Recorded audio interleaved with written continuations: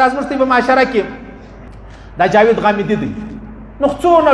ټوله دنیا په ده پسې ځغلي یاره چې د علم سره تعلق نه دا زورور عالم دی دا زورور دا امیر لیاقت حسین دی هغه د انجونو کیسې مسې چې ډېرې سره کوي دا عالم دی علیحده پر خدیجة الکبرا ډېر زورور کتاب لیکلی دی خو لیکن دا هغه علما دي چې علماء سو دي علماء سو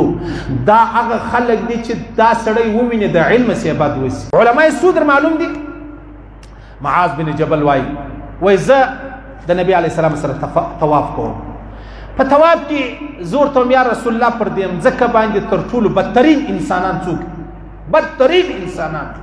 ما ته ویله معاذ یو خو حرام دی طواف دی او بیا ته زما څه د بدو پوښتنه کوي د شو پوښتنه کوه د شو ما ویل یا رسول الله شو پوښتنه کوم خو دا بد راوښیه وای ما ته د الله رسول ویلې پر دې روی زمین تر ټولو بدترین انسانان هغه بدترین علما دي علما بیکاره څه معنی بیکاره تقریبا سرکاري ملایان چې کوم دي سرکاري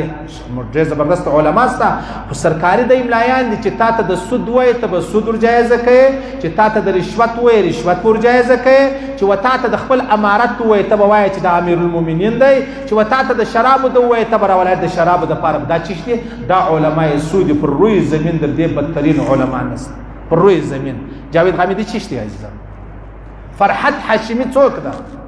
امیر لیاقت څوک دی دې ته سرکاري علما وایي دې ته علما سو وایي قاري حبیب الرحمن صاحب زموږ د کوټې چې وفات شو په روزه کې د روزې څو ورځې مخکې مولوي تیمور صاحب زموږ د علماو بزرګ ولی الله مولوي اغا صاحب د چمن زما استاد زما پیر زما مرشد زبردست اعلی والله یو قدم یې د سنت خلاف نه وویني صحیح سلو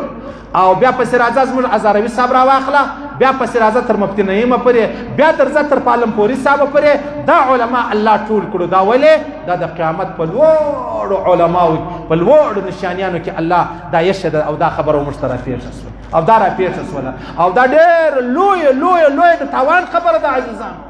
پیغمبر علیه السلام وفرمایل بدترین انسانان هغه دي چې پر دې روی زمین علما دي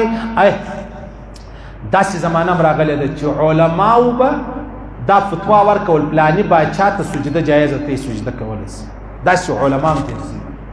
صحیح سلو لیکن بل طرف ته داسې علما دي چې الله فرمایي وایي زما د وحدانیت پوښتنه ورسې د علماو څه وکړي ورسې د ازاروي صاحب څه وکړي ورسې د شیخ زکریا صاحب څه وکړي ورسې د پالمپوري صاحب څه وکړي ورسې د تقي صاحب څه وکړي الله دې ژوندی لري ورسې زموږ د علماو څه الله وایي زه نه درته وایم ورسې علما به درته وایي چې زه واحد لا شریک ځای